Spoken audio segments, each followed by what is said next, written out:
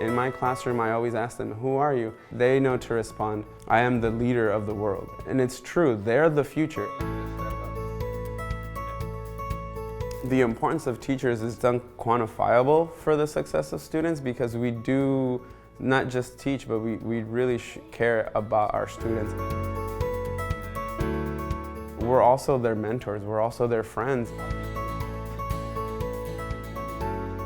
Every teacher uses different tools to be an effective teacher. One of those tools that I choose to use because I believe the curriculum, the rigor in it is Khan Academy. So it gives me immediate feedback of, okay, this person understands or this person doesn't.